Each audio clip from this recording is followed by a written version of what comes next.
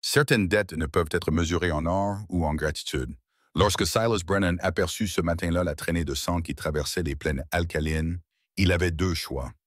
Passer son chemin comme l'aurait fait n'importe quel homme sensé, ou la suivre jusqu'à l'enfer qui l'attendait à la fin. Il fit le mauvais choix. Deux femmes apaches, l'une saignant dans le slalom, l'autre debout au-dessus d'elle, le regard promettant la mort à quiconque s'approcherait. Silas leur offrit de la nourriture et de l'eau. Il pensait sauver une vie. Mais 700 guerriers n'encerclent pas le ranch d'un homme à l'aube parce qu'il a fait quelque chose de bien.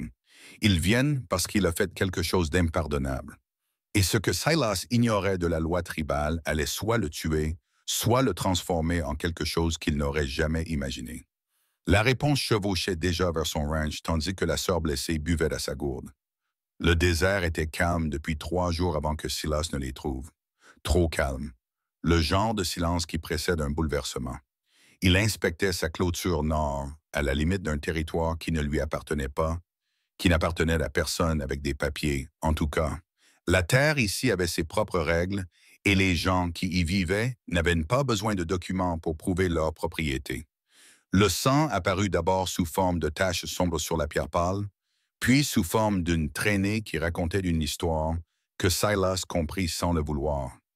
Quelqu'un était gravement blessé, quelqu'un courait et quelqu'un le poursuivait. Son cheval s'arrêta net lorsque le vent changea de direction, captant une odeur qui fit frémir ses naseaux. Silas poussa quand même l'animal à l'avancée, suivant la piste qui serpentait entre des rochers rouillés qui semblaient être là depuis la nuit des temps. Le soleil montait dans le ciel, transformant l'air en quelque chose de palpable. La sueur coulait le long de son dos sous sa chemise en coton qui collait à sa peau comme une seconde peau. C'est alors qu'il la vit, la première sœur. Elle était allongée sur le sol, adossée à une paroi rocheuse qui offrait la seule ombre à des kilomètres à la ronde. Sa peau brillait de sueur fiévreuse et une blessure sur le côté laissait couler du sang rouge sur la peau de Dime, qui était beige avant d'être imprégnée de sang. Des mèches de cheveux noirs trempés de sueur tombaient sur un visage jeune, peut-être au début de la vingtaine, aux traits qui auraient été saisissants s'ils n'avaient pas été déformés par la douleur. Mais c'est la deuxième sœur qui paralysa Silas sur sa selle. Elle se tenait entre lui et la femme blessée. Et même à 10 mètres de distance, Silas pouvait voir qu'elle était différente, plus grande que la plupart des hommes qu'il connaissait, avec des épaules qui respiraient la force et une prestance qui imposait le respect sans avoir besoin de mots. Ses vêtements étaient similaires à ceux de ses sœurs, mais portaient des marques que Silas ne reconnaissait pas. Des motifs qui pouvaient signifier un rang, un honneur ou un avertissement. Le couteau dans sa main reflétait la lumière du soleil comme une promesse. « Reculez », dit-elle. Sa voix portait clairement malgré la distance, avec un accent, mais parfaitement clair. « Cela ne vous concerne pas. » Silas resta en selle, les mains visibles et vides. « Le saignement ne s'arrêtera pas tout seul. » J'ai dit « Reculez ». La sœur blessée émit un son, entre un halètement et un gémissement. Ses yeux roulèrent, laissant apparaître le blanc. Sa respiration devint superficielle et rapide, comme avant un état de choc. « Elle est en train de mourir », dit Silas doucement. « Cela ne te concerne pas. » Les jointures de la grande sœur étaient blanches autour du manche de son couteau. Silas regarda derrière elle, vers la femme blessée, puis il reporta son regard sur le visage de la sœur debout. Il y vit quelque chose sous la menace, quelque chose qu'il reconnut, car il l'avait lui-même ressenti autrefois. La terreur déguisée en agressivité. La peur de voir quelqu'un que vous aimez s'éteindre alors que vous êtes impuissant. Il descendit lentement de cheval, et prenant soin de faire des mouvements délibérés. Sa gourde était suspendue à la corne de sa selle, et à côté, une pochette en cuir contenait de la viande séchée et du pain qu'il avait emporté le matin même. Le genre de provision qu'un homme emporte lorsqu'il prévoit d'aller vérifier des clôtures loin de chez lui. « Je vais prendre ma gourde, » dit Silas. « Juste de l'eau, rien d'autre. Approche-toi et je te trancherai la gorge. Tu auras alors 2 cadavres au lieu d'un. » Les mots restèrent suspendus dans l'air brûlant entre eux. La sœur blessée poussa à nouveau ce son, plus faible cette fois. Un filet de sang coulait du coin de sa bouche. Silas s'avança malgré tout. La main armée du couteau de la grande sœur se crispa, mais elle ne fit pas mine de frapper. Un pas de plus, puis un autre. Assez près maintenant pour voir le pouls de la femme blessée battre dans son cou comme un oiseau pris au piège, assez près pour voir que le visage de la grande sœur était couvert de sueur qui n'avait rien à voir avec la chaleur. Ton nom, exigea la grande sœur, le couteau toujours levé. Silas, Silas Brennan, pourquoi nous aiderais-tu? Parce qu'elle est en train de mourir, répéta Silas, et parce que j'ai été à ta place.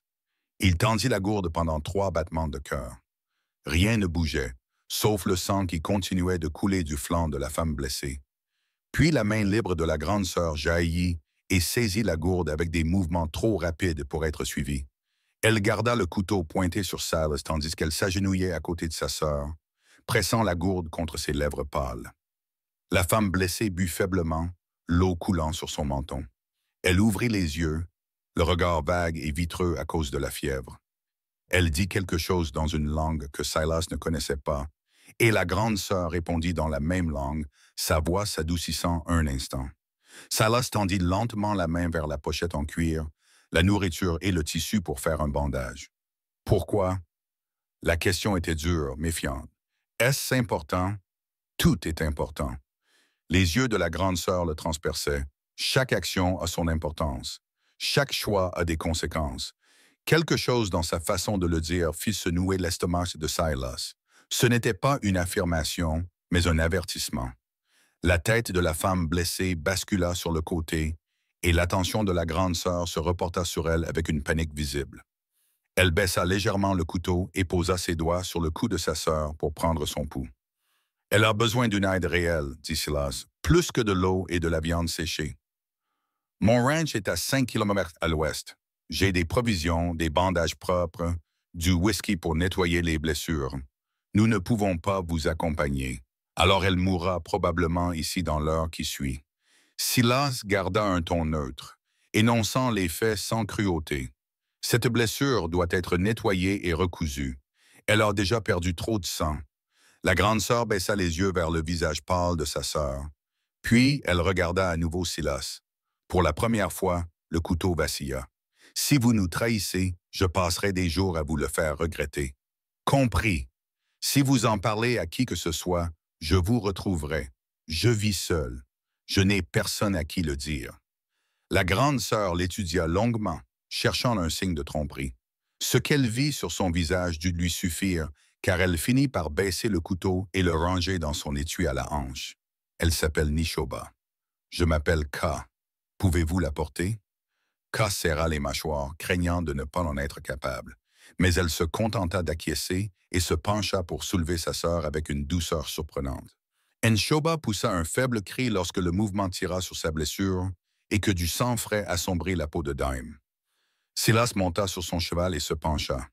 Elle devrait monter plus vite et plus sûrement qu'elle ne porterait. K hésita, puis souleva Nishoba avec une force qui expliquait pourquoi le titre de géant pouvait être attribué à ses sœurs. Silas aida à installer Nishoba devant lui, la tenant fermement tandis que K se hissait derrière eux avec une efficacité fluide. Ils se dirigèrent vers l'ouest, vers le ranch que Silas avait construit de ses propres mains et défendu à la sueur de son front, vers les murs qui l'avaient protégé de tout ce que la frontière pouvait lui opposer.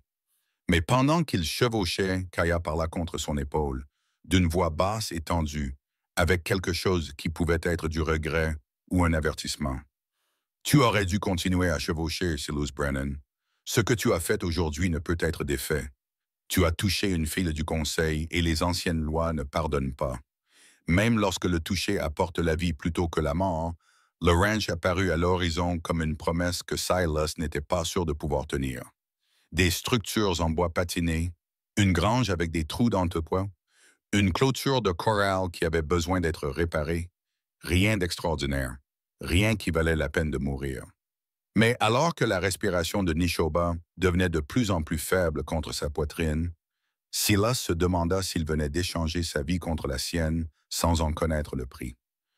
K descendit de cheval avant qu'il ne s'arrête complètement, tendant la main pour aider sa sœur à descendre.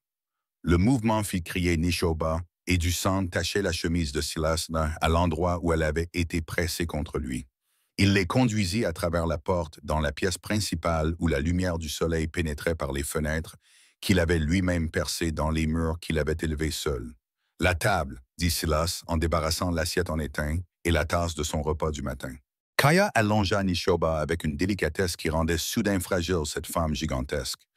Ses mains tremblaient tandis qu'elle écartait les cheveux du visage de sa sœur. Silas sortit des fournitures du placard. Un chiffon propre, une aiguille et du fil, une bouteille de whisky qu'il avait gardée. Je dois voir la blessure. La main de K se posa sur son couteau. Tu ne le feras pas. Elle mourra si je ne le fais pas. Silas la regarda dans les yeux sans ciller. Tu pourras me tuer après, mais laisse-moi d'abord essayer. Le silence s'étira, tendu comme une corde. Puis la main de K retomba et elle s'écarta. La blessure était pire que Silas ne l'avait espéré.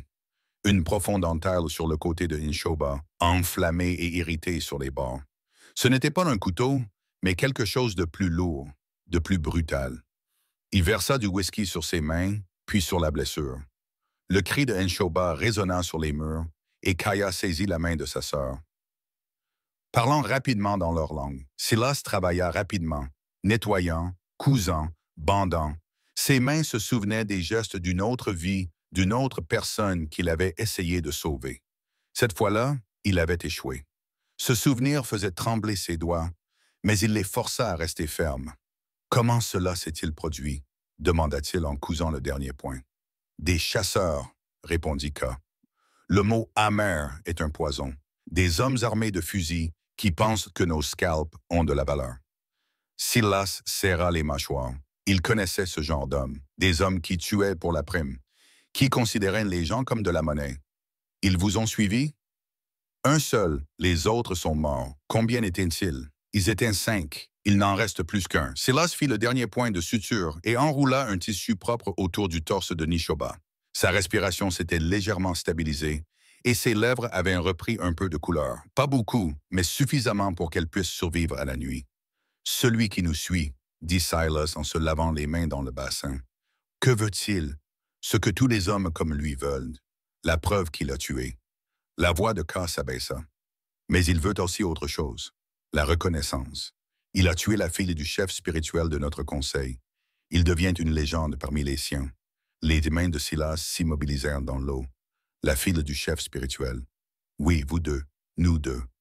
Les yeux de K se fixèrent sur lui avec intensité. Comprenez-vous maintenant? Comprenez-vous ce que vous avez fait en la touchant? Non. Vous auriez dû nous laisser dans le désert, Silas Brennan. Vous auriez dû partir et oublier que vous nous aviez vus. K se dirigea vers la fenêtre, regardant la terre vide au-delà. Notre peuple a des lois plus anciennes que ce territoire.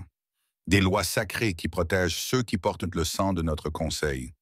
Aucun étranger ne peut toucher une fille du conseil, ni pour lui faire du mal, ni pour l'aider, ni pour aucune autre raison. C'est insensé. C'est la tradition. Le reflet de K dans la vitre semblait hanté. Quand notre père découvrira ce qui s'est passé ici, il viendra et il amènera tout le monde. Tout le monde. Tous les guerriers qui peuvent monter à cheval. Tous les archers capables de tirer. Tous les serments qui lient notre peuple. Elle se détourna de la fenêtre pour lui faire face. Tu as sauvé la vie de ma sœur. Selon notre loi, cela reste une violation de la frontière sacrée. Le conseil décidera de ton sort. Silas regarda le visage pâle de Nishoba sur sa table, le mouvement de sa poitrine qui se soulevait et s'abaissait au rythme de sa respiration. Aurais-tu préféré que je la laisse mourir? J'aurais préféré que tu ne nous trouves jamais. La voix de K se brisa sur le dernier mot. Parce que maintenant, tu vas payer pour ta gentillesse et je ne peux pas empêcher ce qui va arriver. Le soleil commença à descendre vers l'horizon. Silas se dirigea vers la fenêtre à côté de K et regarda fixement la terre vide qui lui semblait soudain très petite. Quelque part là-bas, un chasseur suivait la trace de sang jusqu'à son ranch. Quelque part au-delà, un père pleurait ses filles qu'il croyait mortes. « Combien de temps? » demanda Silas doucement. « Le chasseur, il sera là au moment des funérailles. »« Notre peuple? » Kaya marqua une pause. « Ils chevauchent plus vite que tu ne peux l'imaginer quand l'un des leurs est menacé. 2 jours, peut-être 3. Et quand ils arriveront, ils encercleront cet endroit. Ils exigeront que tu sois jugé. » La main de K reposait sur le cadre de la fenêtre. 700 guerriers, Silas Brennan, peut-être plus. C'est le nombre de ceux qui viendront pour une fille. Pour 2. Elle secoua la tête. L'horizon allait disparaître sous leurs yeux. Derrière eux, Nishoba remua et murmura quelque chose dans son sommeil. Kaya revint immédiatement à ses côtés, vérifiant les bandages avec une douce efficacité. Silas resta à la fenêtre, regardant les ombres s'allonger sur la terre qu'il croyait être sienne. Le ranch qui avait été un sanctuaire, les clôtures qu'il avait parcourues à cheval ce matin-là, alors que le plus gros problème de sa vie était un poteau cassé et le silence éternel. Le silence était sur le point de prendre fin. Et quand ce serait le cas, Silas soupçonnait qu'il prendrait fin avec le bruit des sabots qui résonnaient comme le tonnerre roulant à travers le désert. Le chasseur, dit Silas, sans se détourner de la fenêtre. Tu as dit qu'il voulait une preuve de la mise à mort. Quel genre de preuve? Le silence de K était une réponse suffisante.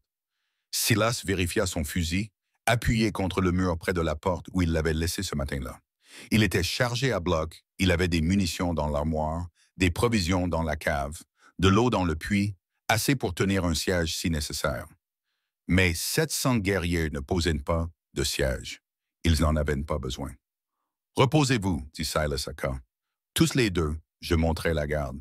Tu penses pouvoir nous protéger de Wade Coltrane? » Silas la regarda et vit dans ses yeux le doute mêlé à un espoir désespéré. « Je vais essayer. Est-ce que ça compte? » Cole observa longuement. « Ça compte. » Quant à savoir si ça compte suffisamment, elle jeta un coup d'œil à sa sœur. « Nous le saurons demain matin. » La nuit tomba rapidement, engloutissant le désert dans une obscurité qui se pressait contre les fenêtres comme une créature vivante.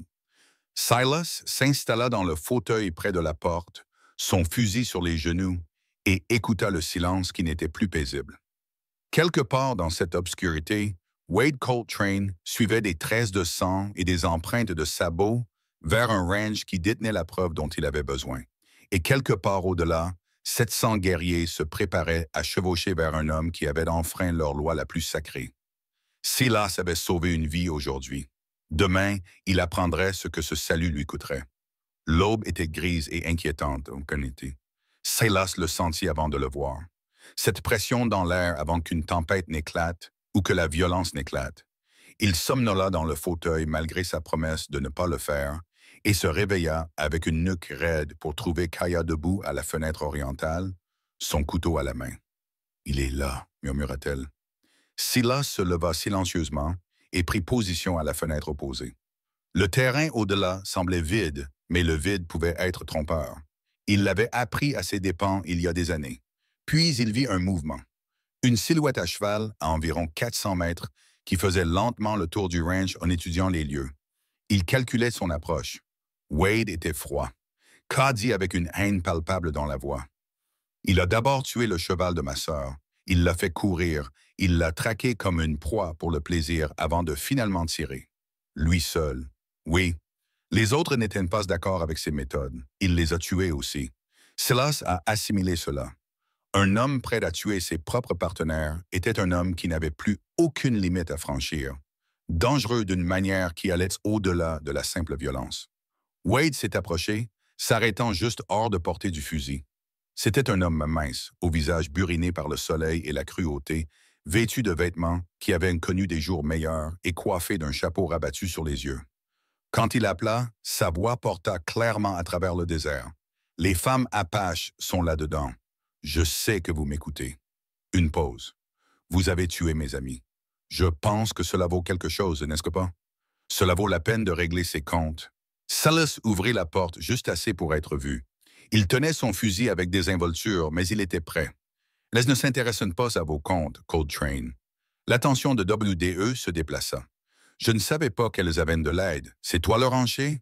C'est moi qui te dis de partir. Je ne peux pas. J'ai une affaire à régler. » La main de WDE se posa sur le revolver à sa hanche, une affaire qui ne te concerne pas, à moins que tu ne la rendes concernante. J'ai déjà fait mon choix. Dommage. L'expression de WDE ne changea pas. Je pensais que tu étais plus intelligent que ça. Ce qui s'est passé ensuite s'est déroulé très vite. Wade a dégainé et tiré alors même que Silas se jetait derrière le cadre de la porte. La balle a éclaté le bois à l'endroit où se trouvait sa tête, et Silas a riposté à travers l'ouverture. Son tir a raté sa cible, soulevant de la poussière derrière le cheval de Wade, mais cela a suffi pour faire reculer le chasseur. K est apparu à son épaule. Il va faire le tour. Essaye par derrière. Il n'y a pas de porte arrière, alors il essaiera par les fenêtres ou attendra que nous soyons obligés de sortir. Silas s'approcha pour voir comment allait Nishoba. Elle s'était réveillée pendant la fusillade, les yeux écarquillés de douleur et de peur. Ka lui parla rapidement dans leur langue, et Nishoba répondit faiblement avant de refermer les yeux. « Elle demande si tu es blessé, traduisit Ka. « Je vais bien. Elle devrait se reposer. » Elle dit « Merci de m'avoir aidé. Merci de ne pas avoir fui. » La voix de Ka s'adoucit. Elle n'avait jamais entendu un étranger dire que quelqu'un méritait d'être sauvé. Un autre coup de feu retentit, brisant cette fois la fenêtre ouest. Le verre explosa vers l'intérieur et Silas plongea pour se mettre à l'abri.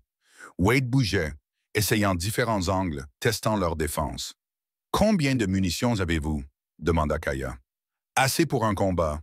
Pas assez pour une guerre. Alors nous devons les finir rapidement. » Silas la regarda. « Tu as un plan? Je peux me déplacer sans être vu. Je peux l'atteindre. Il te tuera avant que tu ne t'approches. Tu ne sais pas de quoi je suis capable. » Les yeux de Ka brillaient. « Je ne suis pas une femme sans défense qui a besoin d'être protégée. Je suis une guerrière entraînée depuis l'enfance à me déplacer comme le vent dans l'herbe. Je n'en doute pas. Mais il s'attend à ce que tu essayes exactement cela. Alors, que suggères-tu? » Silas réfléchit d'un instant, pesant les options qui se terminaient toutes mal. Nous lui faisons croire qu'il est en train de gagner. Nous l'attirons plus près, puis nous l'attaquons tous les deux en même temps. Tu me fais confiance pour combattre à tes côtés? Je n'ai pas vraiment le choix, n'est-ce pas? Quelque chose qui ressemblait à du respect passa sur le visage de Kaya. Elle se dirigea vers la fenêtre arrière, tandis que Silas retournait à l'avant. Ils laissèrent le silence s'installer. Laissons Wade croire qu'ils sont coincés et effrayés. Les minutes passèrent, puis Wade cria à nouveau, à court d'options. « Et si on faisait un marché? Tu me donnes ce que je suis venu chercher, je te laisse partir. » Silas resta silencieux, observant à travers une fente dans la porte. Wade était plus proche maintenant, à environ 200 mètres, avançant prudemment. « J'ai toute la journée, » cria Wade. « Pas toi. Tôt ou tard, tu auras besoin de l'eau de ce puits. Tôt ou tard, tu devras bouger. 150 mètres. » Silas pouvait tirer maintenant, mais il avait besoin d'être sûr. Pas d'animaux blessés qui ripostent plus fort. Dernière chance, le cheval de Wade franchit une petite butte, sort pacifiquement, Kay jaillit par la fenêtre comme une furie incarnée. Elle roula sur le sol, se releva un courant et réduisit la distance avant que Wade n'ait le temps de comprendre ce qui se passait. Son revolver se dirigea vers elle, mais Silas tira le premier, la balle atteignant l'épaule de Wade et le faisant tourner sur lui-même. Kay l'atteignit alors qu'il tombait de cheval. Son couteau trouva son autre bras, l'ouvrant suffisamment profondément pour lui faire lâcher son arme. Wade hurla, reculant, le sang coulant des deux blessures. « Arrête !» cria Silas en courant vers lui. « Ne le tue pas. » Kaya se tenait au-dessus de Wade, son couteau levé. Tous ses muscles étaient tendus, prêts à porter le coup fatal. Il nous aurait massacrés comme des animaux. « Je sais. Mais si tu le tues ici, sur mes terres, il y aura des questions. Les gens viendront enquêter. » Silas pointa son fusil sur la tête de Wade.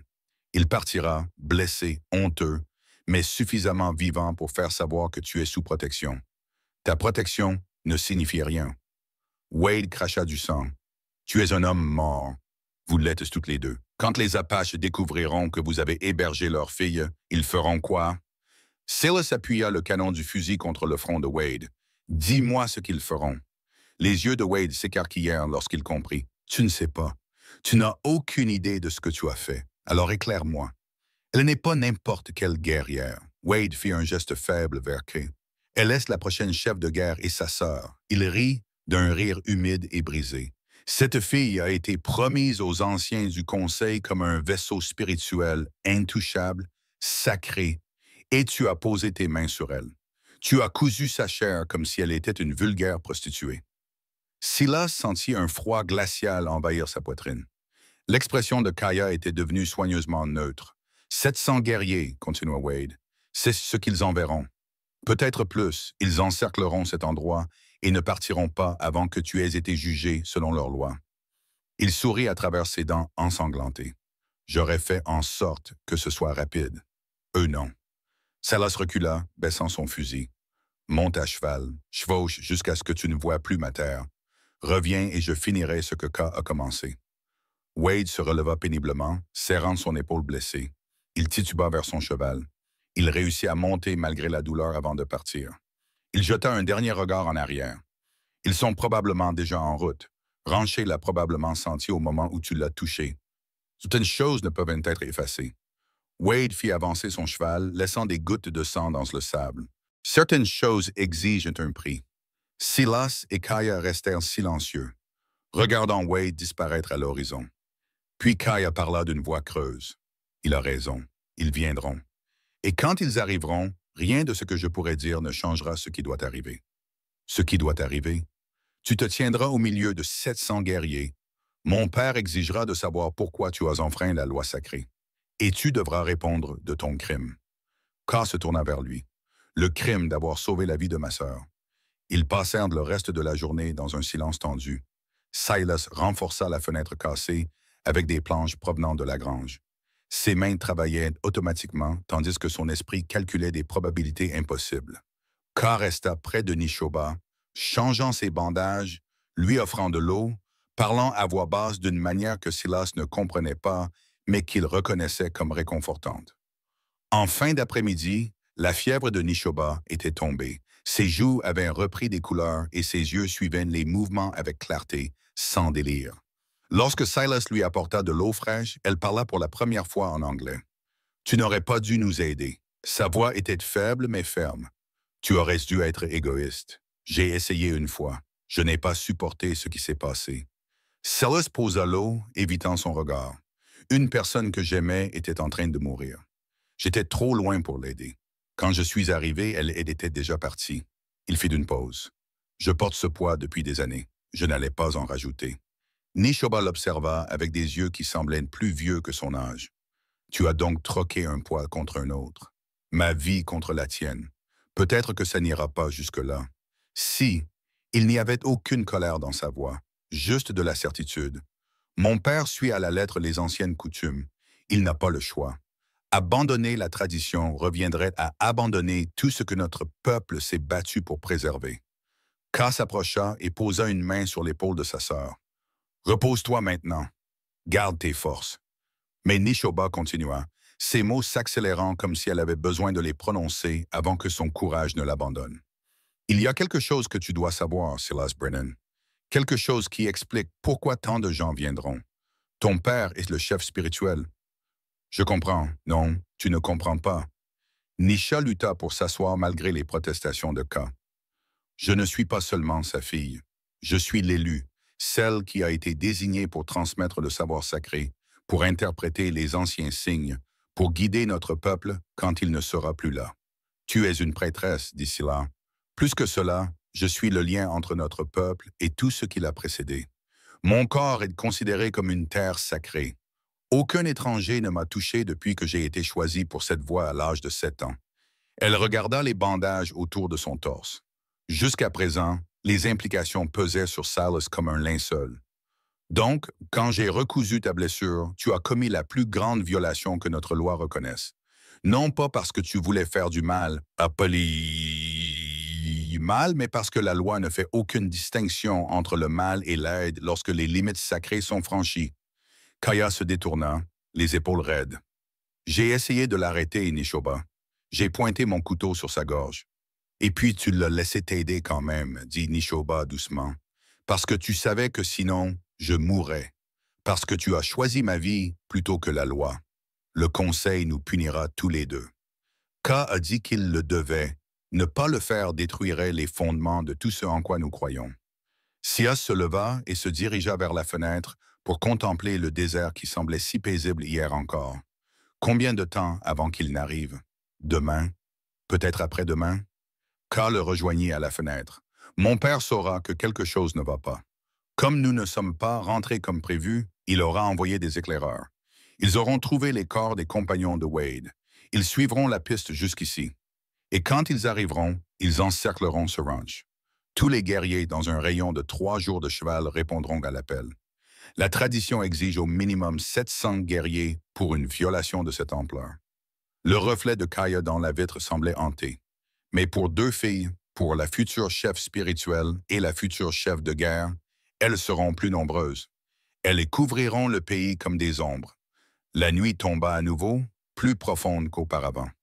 Silas prit le premier quart pendant que les sœurs se reposaient. Il s'assit dans l'obscurité avec son fusil, écoutant la respiration régulière de Nishoba et les mouvements occasionnels de Kaya qui veillait à côté de sa sœur. Vers minuit, Ka prit la parole depuis l'autre bout de la pièce. « Pourquoi vis-tu seul ici? » Cela semblait plus sûr que de vivre avec d'autres personnes. Était-ce sûr? Silas se réfléchit à la question. C'était calme. Cela comptait pour quelque chose. Et maintenant, je me demande si le calme n'était qu'un autre mot pour désigner le vide. Ka resta silencieuse pendant un moment. Quand ils viendront, tu pourras t'enfuir. Prends ton cheval et pars avant qu'ils n'arrivent. Ils ne te suivraient pas. C'est nous qui les intéressons. C'est ce que tu veux que je fasse. Ce que je veux n'a pas d'importance. Ce qui doit arriver arrivera, que je le veuille ou non. Alors je resterai. Silas se redressa sur sa chaise. Je me dis que je ferai aussi bien d'aller jusqu'au bout. Tu mourras pour nous. Tu comprends cela? Peut-être. Ou peut-être que quelque chose d'autre se produira. Quelque chose qu'aucun de nous ne peut encore voir. Kaya s'assit en face de lui. Son visage était à peine visible dans l'obscurité. Tu es soit très courageux, soit très stupide. On m'a déjà traité des deux. Je n'ai jamais su lequel des deux était vrai. Ma sœur a raison sur un point. Tu aurais dû être égoïste. Les égoïstes survivent. Survivre n'est pas la même chose que vivre, Kay observa longuement. Quand mon père arrivera, il te demandera pourquoi tu as fait ça. Que lui répondras-tu? La vérité. Que j'ai vu quelqu'un mourir et que je n'ai pas pu m'en aller. Cela ne suffira pas. C'est tout ce que j'ai. L'aube approchait comme un souffle retenu. Silas se tenait à la fenêtre orientale tandis qu'une lumière grise envahissait le désert, révélant un paysage vide de tout, sauf de sauge et de pierre. Mais le vide semblait désormais temporaire. Emprunté derrière lui, Nishoba remua. « Il devrait bientôt arriver, murmura-t-elle. Mon père suit des schémas. Comme nous ne sommes pas revenus comme prévu, il a dû envoyer des éclaireurs immédiatement. Ils ont dû trouver les corps des compagnons de WDE hier. Ils nous ont suivis jusqu'ici. Combien de temps faut-il pour rassembler autant de guerriers? Ils n'ont pas besoin de se rassembler. Le conseil se réunit par siècle. Quand nous sommes partis, plus de 500 personnes étaient déjà réunies pour les délibérations saisonnières. Elle regarda Silas avec des yeux qui reflétaient quelque chose qui ressemblait à de la tristesse. Mon père enverrait un message à tous les camps voisins. Il chevaucherait toute la nuit. Silas reporta son regard vers l'horizon. Rien pour l'instant, mais rien ne pouvait se cacher éternellement. Puis il le vit, un cavalier franchissant la crête lointaine, puis un autre, puis 10 autres. « Ka » dit Silas doucement. Elle apparut à ses côtés et retint son souffle. La crête se remplit de cavaliers, puis déborda. Ils arrivèrent comme un flot déferlant sur les hauteurs. Des centaines de guerriers montés sur des chevaux peints pour la cérémonie, portant des armes qui reflétaient le soleil levant. Ils se déployèrent dans le paysage en formation parfaite, se déplaçant avec une précision qui témoignait de leur discipline et de leur détermination. 700 guerriers, peut-être plus, comme Kaya l'avait promis, comme le titre l'avait prédit. Et ils venaient pour le ranch de Silas Brennan. Ils arrivèrent dans un silence plus terrifiant que des cris de guerre. 700 guerriers encerclèrent le ranch en cercle concentrique, chaque cercle positionné avec une précision militaire. Personne ne se précipita. Personne ne cria de menace. Ils prirent simplement leur position et attendirent, créant un mur de chair et de détermination qui s'étendait à perte de vue. Silas ne s'était jamais senti aussi petit. Le ranch qui semblait si imposant la veille ressemblait désormais à un jouet d'enfant tombé dans l'océan. Ses clôtures, ses murs, sa vie soigneusement construite, tout cela n'avait plus aucun sens face à la force qui s'était rassemblée. Un cavalier solitaire s'approcha du centre de la formation. Il était plus âgé que les guerriers qui l'entouraient, ses cheveux étaient argentés et son visage marqué par des décennies d'exposition au soleil et de décisions difficiles. Il ne portait pas de peinture de guerre ni d'armes visibles, mais il dégageait une autorité aussi intense que la chaleur d'une pierre. « Mon père » murmura Kaya. L'ancien s'arrêta à 10 mètres de la porte. Lorsqu'il parla, sa voix porta clairement, bien qu'il ne parlait guère plus fort qu'au ton normal. « Je suis Takakota, gardien des anciennes coutumes, protecteur du chemin sacré. Je viens chercher mes filles. » Silas ouvrit lentement la porte, gardant ses mains visibles et vides. Elles sont en sécurité, toutes les deux. Les yeux de Takakota balayèrent Silas de la tête aux pieds, le déchiffrant comme un texte. « Tu es celui qu'on appelle Silas Brennan. Tu vis seul sur ces terres. Tu restes discret et ne déranges personne. » Il marqua une pause. « Jusqu'à hier. Hier, j'ai trouvé 2 femmes mourantes dans le désert, et tu as touché celle qui était marquée comme sacrée. Tu as posé tes mains sur une chair qui n'avait connu aucun contact extérieur depuis l'enfance. Il n'y avait aucune colère dans la voix de Takakota, seulement un constat. Tu as enfreint la loi la plus fondamentale de notre peuple. » Ka franchit la porte et se plaça à côté de Silas. Plusieurs guerriers se raidirent, la main sur leur arme, mais Takakota leva une main et le mouvement s'arrêta. « Père, il a sauvé la vie de Nishoba. Elle l'aurait fait. Je sais ce qui se serait passé. » L'expression de Takakota s'adoucit légèrement lorsqu'il regarda sa fille. « Je sais aussi ce qui s'est passé et ce qui doit se passer maintenant. » Nishoba apparut dans l'embrasure de la porte, encore faible mais capable de se tenir debout toute seule. Les guerriers rassemblés s'agitèrent en la voyant vivante.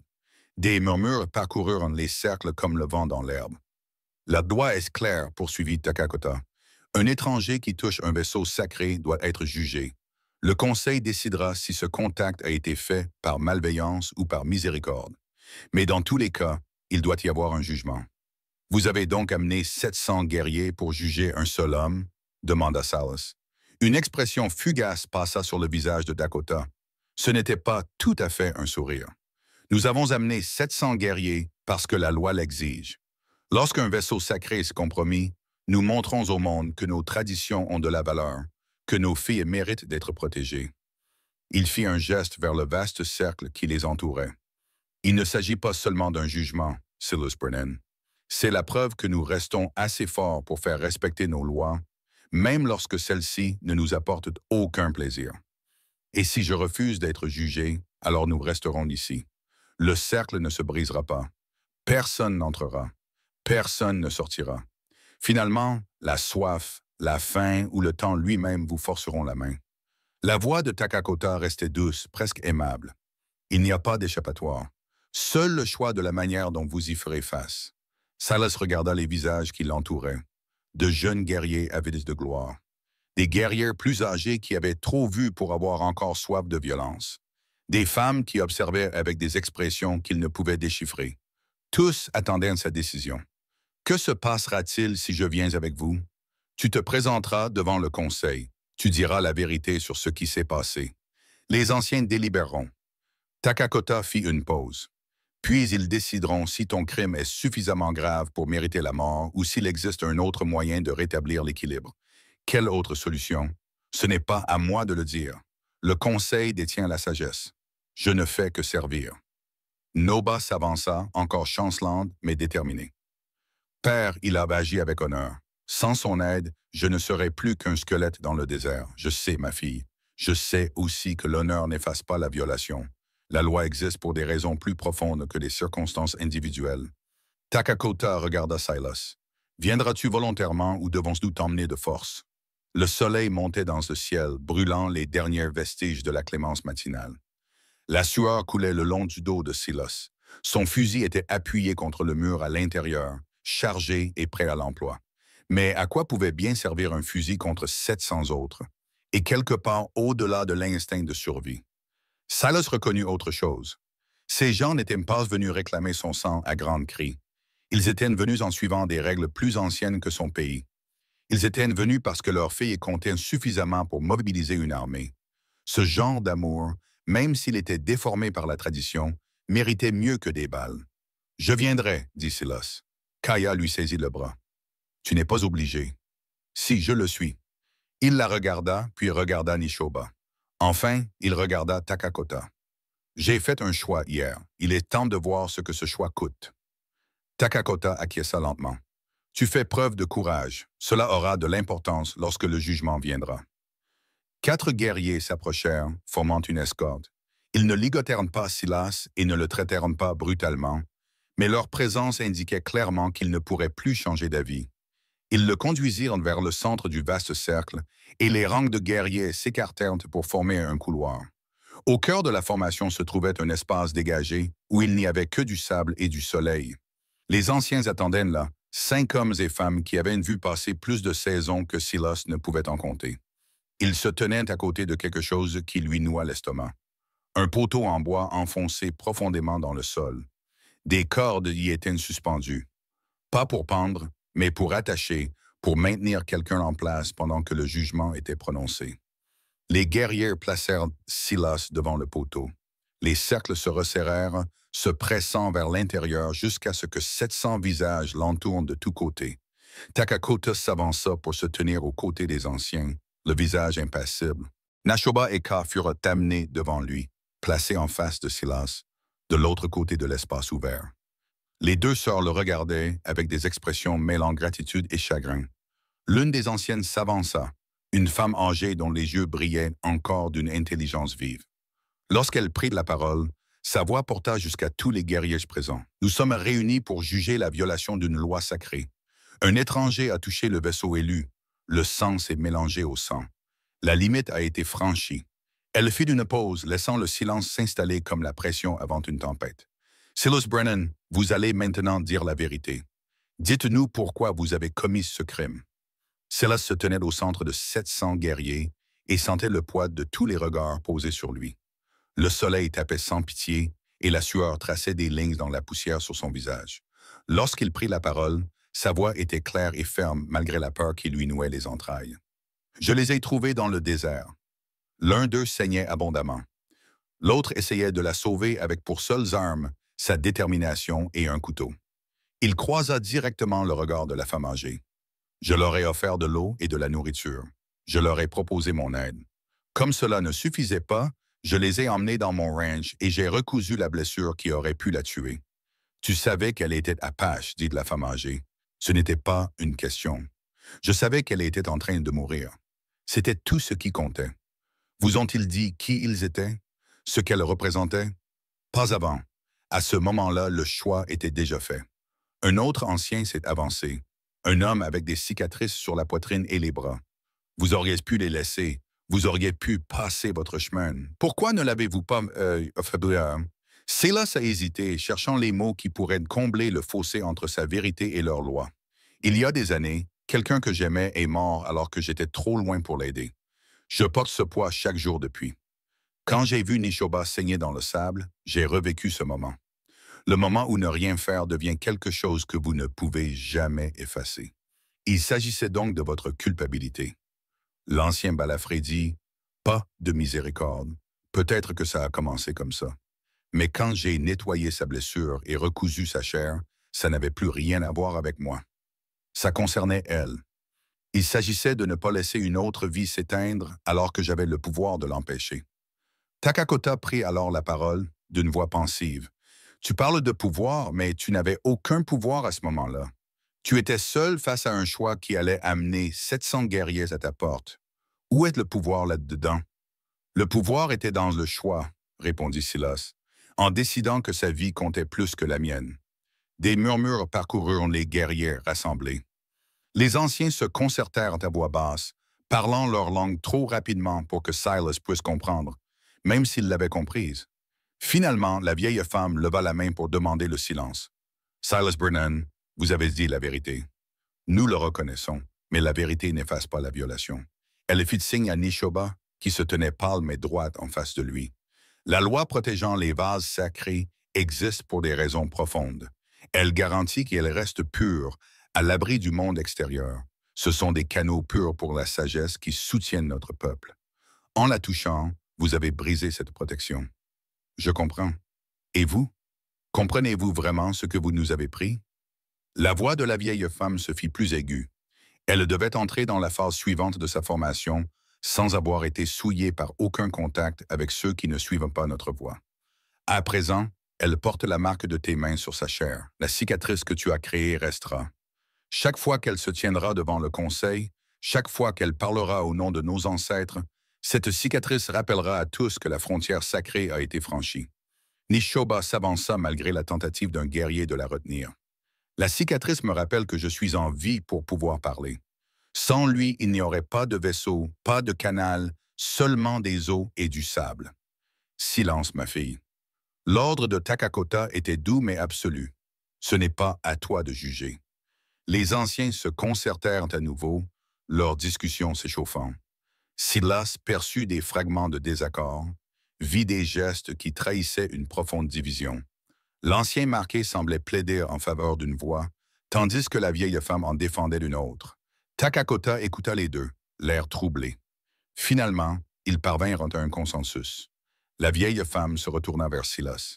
Le conseil a délibéré. Ton crime est reconnu.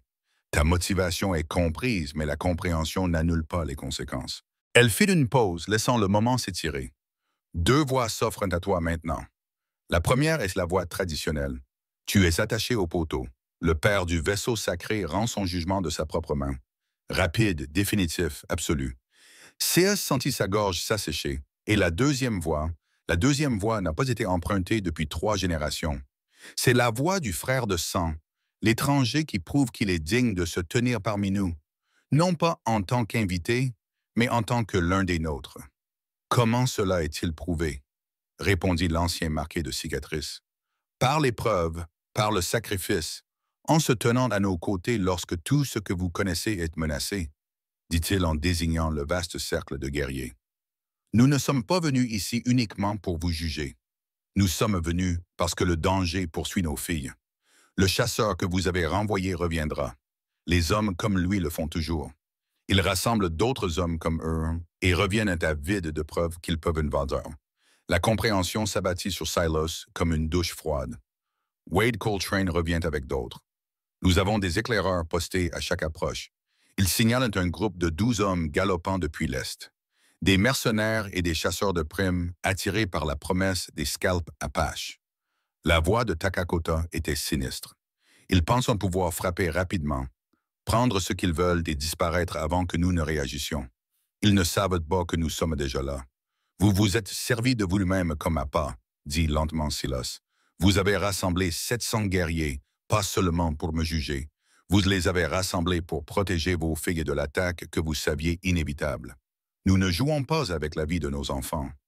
Les yeux de la vieille femme brillèrent. Mais nous ne négligeons pas non plus les occasions qui se présentent. Vous avez choisi de vous ranger du côté de nos filles une fois. Maintenant, vous allez choisir à nouveau. Ralliez-vous à nous contre ces hommes assoiffés de sang. Combattez comme un frère combat. Prouvez que vos mains ont touché une chair sacrée au service de la vie et non de la violation. Et si je refuse, vous recevrez le jugement traditionnel. Le poteau, la corde, la lame. Elle fit un geste vers les guerriers qui les entouraient. Mais si vous combattez et si vous survivez, on vous offrira quelque chose qu'aucun étranger n'a reçu depuis des générations. Une place parmi nous, non pas en tant qu'invité, mais en tant que membre de la famille. Silas regarda Kaya et Inshoba. Les deux sœurs le regardaient avec des expressions qu'il ne pouvait pas tout à fait déchiffrer. De l'espoir peut-être, ou de la résignation, ou quelque chose entre les deux. Puis il regarda l'horizon où de la poussière s'élevait au loin. Wade Coltrane et ses mercenaires chevauchaient vers ce qu'ils pensaient être une proie facile. Ils chevauchaient vers 700 guerriers qui s'étaient délibérément positionnés pour les intercepter. « Quand arriveront-ils » demanda Silas. « Dans l'heure, répondit Takakota. « Combattras-tu à nos côtés » Silas pensa à son ranch, à sa vie tranquille, aux années passées seul, convaincu que la sécurité résidait dans l'isolement.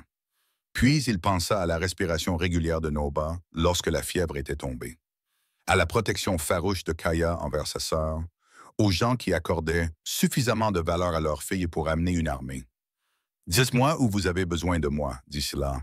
Ils placèrent Silas sur le flanc ouest, où le terrain s'élevait légèrement, offrant une vue imprenable sur l'approche. 50 guerriers l'entouraient, le visage peint pour le combat, les armes prêtes. Ils ne lui adressèrent pas la parole, mais ne l'exclurent pas non plus. Il était simplement là, un corps de plus entre l'ennemi et les filles qui se tenaient protégées au cœur du cercle. K apparut à ses côtés, vérifiant son fusil avec l'efficacité de quelqu'un qui s'y connaissait en armes. « Tu sais t'en servir en situation réelle? Assez bien, ça te fera tuer. Quand ils arriveront, ne vise pas le centre. vise le cheval. Un homme à pied est plus lent, plus vulnérable, plus facile à encercler. Elle lui rendit son fusil. Et ne gaspille pas tes balles en gesticulation héroïque. Chaque balle doit compter. Tu as déjà fait ça avant. Souvent, les hommes comme Wade pensent toujours pouvoir prendre ce qui ne leur appartient pas. Elle serra les mâchoires. Ils apprennent toujours le contraire, trop tard. Le nuage de poussière s'épaissit, laissant apparaître des cavaliers individuels. 12 hommes, comme l'avaient rapporté les éclaireurs. Wade chevauchait en tête, l'épaule blessée bandée, mais la main armée libre. Les mercenaires derrière lui étaient le genre de durs à cuire qui tuaient pour de l'argent sans se soucier du bien ou du mal. Ils aperçurent le ranch en premier, exactement comme prévu. Puis ils virent les cercles de guerriers et ralentirent leurs chevaux. La voix de David porta à travers la distance, confuse et furieuse. Qu'est-ce que... Il ne termina pas sa phrase. Takakota s'avança depuis le cercle central et sa voix résonna avec une autorité qui ne nécessitait pas de crier. « Vous êtes venus chercher la mort. Nous sommes venus vous l'offrir. Faites demi-tour maintenant et vous vivrez pour voir demain. Continuez d'avancer et nous vous montrerons pourquoi notre peuple a survécu à toutes les tentatives visant à l'anéantir. » Le visage de WDE se tordit de rage et de compréhension. « Vous saviez que nous venions. Nous savions que des hommes comme vous viendraient. Nous nous sommes préparés en conséquence. » L'un des mercenaires, plus courageux ou plus stupide que les autres, leva son fusil. Le coup de feu résonna dans le désert. La balle passa loin, soulevant du sable à 3 mètres de tous les guerriers. Ce qui se passa ensuite fut d'une précision qui témoignait d'innombrables entraînements. Le cercle extérieur de guerriers lança des flèches en une vague coordonnée, non pas des tirs sauvages, mais des tirs ciblés. 3 chevaux tombèrent, projetant leurs cavaliers violemment dans le sol. D'autres flèches suivirent, visant la masse confuse de mercenaires qui réalisèrent soudain qu'ils étaient tombés dans un piège. Wade fit pivoter son cheval, criant des ordres que ses hommes ne pouvaient entendre à cause de leur propre panique. Ils se dispersèrent, essayant de briser le cercle, cherchant une faiblesse dans une formation qui n'en avait aucune. Salas tira, abattant le cheval d'un mercenaire, comme K le lui avait demandé. L'homme tomba au sol et fut immédiatement encerclé par les guerriers qui le désarmèrent avec une efficacité brutale. Un autre mercenaire tenta de forcer le passage et fut tiré de sa selle par des mains apparues de nulle part. Wade éperonna son cheval vers le ranch, pensant peut-être pouvoir l'atteindre. Se retrancher, les retenir. Mais les guerriers coulaient autour de lui comme l'eau autour d'une pierre, lui coupant tous les chemins. Son cheval se cabra, effrayé par le mouvement coordonné, et Wade eut du mal à rester en selle. Silas vit le moment où Wade le reconnut. Le visage du chasseur se déforma sous l'effet de la haine et de l'incrédulité. « Toi, tu es avec eux. Je suis avec les gens que tu as essayé de tuer. » Wade tira son revolver, mais K fut plus rapide. Son couteau quitta sa main dans un mouvement flou, atteignant le bras armé de Wade et s'enfonçant profondément dans le muscle. Le revolver tomba. Wade hurla, serrant son bras tandis que son cheval s'enfuyait sur le côté. Les guerriers se rapprochèrent, non pas pour tuer, mais pour capturer. Ils tirèrent Wade de sa selle avec la même efficacité qu'ils avaient montré avec les autres, lui attachant les mains derrière le dos, malgré ses efforts et ses jurons. Le combat fut terminé en quelques minutes. 12 mercenaires avaient pénétré dans le cercle. 5 étaient blessés, leurs chevaux morts sous eux. 7 étaient assis, ligotés dans le sol, entourés de guerriers qui les regardaient avec des expressions qui promettaient de la violence s'ils se débattaient. Aucun guerrier n'avait été blessé. Aucun tir n'avait atteint sa cible. Takakota marcha parmi les hommes capturés, étudiant chaque visage avec dégoût. Lorsqu'il arriva devant Wade, il parla clairement afin que tous puissent l'entendre. « Vous êtes venus pour mes filles. Vous les croyez faibles, vulnérables, des proies faciles. » Il fit un geste vers le vaste cercle de guerriers. « Au lieu de cela, vous avez découvert ce que tous les ennemis de notre peuple découvrent. Que nous protégeons les nôtres avec une force qui ne peut être brisée. Que nous ne pardonnons pas à ceux qui traquent nos enfants. » Wade cracha du sang. « Ils vous prendront pour cela. Tuez des citoyens américains et l'armée trouvera les 12 hommes qui ont attaqué un rassemblement pacifique et qui ont été vaincus sans pitié. » La voix de Takakota se fit glaciale. « Vos corps serviront de message. Chassez notre peuple et voici votre récompense. » Sears s'avança. « Attendez. » Takakota se tourna vers lui. Vous vous opposez. Je m'oppose à ce que vous deveniez ce qu'il croit déjà que vous êtes. Silas regarda Wade puis les autres captifs. Si vous les exécutez, vous prouverez tous les mensonges qui ont été dits sur votre peuple. Si vous les laissez partir, vous prouverez quelque chose de plus difficile, que la miséricorde n'est pas une faiblesse, que la justice n'exige pas de sang. Les anciens se concertèrent à nouveau. L'ancien balafré semblait plaider en faveur de l'exécution, mais la vieille femme écouta Silas avec une attention réfléchie. Finalement, elle prit la parole. Vous vous êtes battu à nos côtés, vous avez prouvé que vous méritiez notre considération. Mais vous nous demandez de faire preuve de miséricorde envers des hommes qui n'en ont aucune pour nous. Je vous demande d'être meilleur qu'eux, afin de montrer que votre loi vise à protéger et non à se venger. Takakota observa Silas longuement, puis il acquiesça lentement. Prenez leurs armes, dépouillez-les de tout, sauf de l'eau. Envoyez-les vers l'est à pied. Il regarda Wade d'un œil de pierre et ajouta, s'ils reviennent, la miséricorde ne leur sera pas offerte une seconde fois. Les guerriers s'exécutèrent, traînant les mercenaires protestants pour les mettre debout. Wade croisa le regard de Silas alors qu'il était emmené. « Tu as fait une erreur, Rancher. Tu as choisi le mauvais camp. »« Non, dit Silas doucement. J'ai enfin fait le bon choix. » Alors que les mercenaires disparaissaient au loin, marchant lentement sous un soleil impitoyable, Takakota posa une main sur l'épaule de Silas. « Tu as passé la première épreuve. Vienne maintenant la deuxième, le choix qui déterminera tout. » Le cercle des guerriers resta en place tandis que le soleil montait vers midi. Silas se tenait à nouveau devant les anciens, mais cette fois, les poids sur ses épaules étaient différents. Ce n'était pas la pression écrasante du jugement. C'était autre chose. Quelque chose qui ressemblait presque à un sentiment d'appartenance. La vieille femme s'avança et la vaste assemblée se tut. « Silas Brennan, tu t'es battu à nos côtés. Tu as fait preuve de miséricorde alors que l'on s'attendait à du sang. Tu as prouvé que tes mains ont touché une chair sacrée au service de la vie et non de la violation. » Elle fit une pause, laissant ces mots se répandre dans l'assemblée. Le conseil a pris sa décision. Le cœur de Silas battait à tout rompre, mais il garda son expression impassible. « Tu ne peux pas défaire ce qui a été fait, » continua-t-elle. « Le vase sacré porte ta marque. La loi a été enfreinte. Mais la loi existe pour protéger la vie, pas pour punir ceux qui la préservent. » Elle fit signe à Inshoba, qui se tenait désormais plus droite.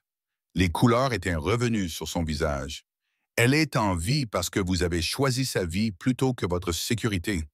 Ce choix a une valeur qui l'emporte sur la violation. » Takakota s'approcha pour se tenir à côté de l'aîné. « Il existe une solution, une vieille tradition rarement utilisée mais jamais oubliée. Nous pouvons vous nommer frères de sang, non pas par la naissance, mais par le lien créé lorsque vous avez placé la survie de notre fille au-dessus de la vôtre. »« Qu'est-ce que cela signifie ?» demanda Silas. « Cela signifie que vous aurez toujours votre place autour de nos feux. Cela signifie que nos guerriers répondront à votre appel si vous avez besoin d'aide. Cela signifie que la frontière entre étrangers et familles est définitivement franchie. » L'expression de Takakota était sérieuse. Mais cela signifie également que vous portez une responsabilité. Vous devez comprendre nos coutumes, respecter nos lois, servir de pont entre votre peuple et le nôtre en cas de conflit. Et si j'accepte, vous cesserez d'être l'homme qui a violé la loi sacrée. Tu deviendras l'homme qui a sauvé une fille et qui a gagné sa place grâce à son courage et à sa miséricorde. Les yeux de la vieille femme reflétaient quelque chose qui ressemblait à de l'approbation. Tu deviendras la preuve que les étrangers peuvent être plus que des ennemis, que la compréhension est possible même au-delà des divisions les plus profondes. Silas regarda les 700 guerriers qui l'entouraient. Des hommes et des femmes, jeunes et vieux, tous observant pour voir ce qu'il allait choisir. Puis il regarda Kaya et Nishoba, debout côte à côte comme elles l'avaient été dans le désert. Deux sœurs qui avaient survécu parce qu'ils ne pouvaient pas passer à côté de quelqu'un qui mourait. « J'accepte, » dit Silas. Les guerriers éclatèrent en un chœur de voix. Ce n'était pas tout à fait une célébration, mais plutôt une reconnaissance, une acceptation. Takakota serra l'avant-bras de Silas dans une poignée de main d'égal à égal, et le geste se répandit parmi l'assemblée. Les guerriers s'approchèrent un par un, offrant la même poignée de main, la même acceptation. Enshoba vint vers lui en dernier, avançant prudemment, mais de son propre chef. Elle prit sa main dans les siennes et parla clairement pour que tous puissent l'entendre. Tu m'as donné la vie alors que la mort m'avait atteinte. Je porterai ta marque pour me rappeler que les frontières existent pour protéger, pas pour emprisonner. Que parfois, le plus grand acte de foi consiste à tendre la main à un étranger qui a besoin d'aide. Kay se tenait à côté de sa sœur, et pour la première fois depuis leur rencontre, elle sourit. Tu es d'une obstination irritante, Silas Brennan. Mais cette obstination a sauvé ma sœur. Pour cela, tu as ma gratitude et ma lame si jamais tu en as besoin. Les cercles commencèrent à se disperser alors que la chaleur de l'après-midi s'installait sur le désert. Les guerriers montèrent à cheval, se préparant pour le voyage de retour vers leur territoire. Mais ils ne partiront pas précipitamment ni en vaincus. Ils partirent avec la satisfaction d'avoir accompli leur mission. Les filles étaient en sécurité. L'ennemi était dispersé. Justice avait été rendue d'une manière qui préservait plutôt que détruisait. Dakota resta, après le départ de la plupart des autres, debout aux côtés de Silas, regardant l'horizon engloutir les derniers cavaliers. Le calme que tu recherchais sur cette terre, dit-il pensivement. Il a disparu maintenant. Tu es désormais connu de nous. D'autres entendront cette histoire. Ta vie sera différente. Différente n'est pas toujours pire, dit Silas. Non, pas toujours. Takakota se tourna vers lui. Tu seras le bienvenu sur nos territoires. Mais je pense que tu resteras ici sur cette terre que tu as construite de tes propres mains. C'est chez toi. Alors fais-en un bon foyer, avec des murs solides et des portes ouvertes. Un endroit où les étrangers dans le besoin savent qu'ils peuvent trouver de l'aide. Takakota lui serra une nouvelle fois le bras. C'est la responsabilité d'un frère de sang. Être la main tendue, le pont construit, la preuve que la miséricorde n'est pas une faiblesse. Alors que Takakota s'éloignait à cheval pour rejoindre ses filles qui l'attendaient sur la crête, Silas resta seul devant son ranch. La fenêtre cassée avait besoin d'être réparée. La clôture avait toujours besoin d'être réparée. Rien n'avait changé dans cet endroit, mais tout le reste avait changé. Il avait trouvé 2 femmes mourantes dans le désert. Il avait choisi de les aider, malgré tous ses instincts qui lui dictaient de passer son chemin. Ce choix avait amené 700 guerriers à sa porte. Il avait entraîné un jugement, un procès et la possibilité très réelle de la mort. Mais il avait aussi apporté quelque chose dont il ne savait pas qu'il lui manquait. Un lien, un but, la compréhension que l'isolement n'était pas synonyme de sécurité. C'était juste une autre forme de mort. Plus lente, mais tout aussi définitive. Silas prit de ses outils et se dirigea vers la clôture cassée. Le travail était le même que toujours. Mais l'homme qui l'accomplissait était différent désormais. Il n'était plus seulement un éleveur vivant seul dans le désert. Il était devenu un frère de sang, un pont, un homme qui avait appris que le plus grand risque était parfois le seul chemin vers la rédemption. Et alors que le soleil se couchait, projetant de longues ombres sur une terre qui avait été témoin à la fois du jugement et de la miséricorde, Silas Brennan travaillait de ses mains qui porteraient à jamais le souvenir d'avoir recousu une chair sacrée et d'avoir choisi la vie plutôt que la loi. Certaines dettes pouvaient être mesurées en or ou en gratitude. D'autres ne pouvaient être mesurées qu'à l'aune de la personne que l'on devenait en choisissant entre la sécurité et le salut. Silas avait fait son choix et il en subirait les conséquences pour le reste de ses jours, sachant que 700 guerriers étaient venus non pas pour le détruire, mais pour assister au moment où un étranger devenait un membre de la famille. Si vous avez aimé cette histoire, cliquez sur la vidéo sur votre écran pour regarder un autre récit inoubliable où l'honneur et le courage s'affrontent dans une frontière sauvage. N'oubliez pas de vous abonner et d'envisager un super chat pour nous aider à vous proposer d'autres histoires comme celle-ci. Votre soutien est essentiel pour nous.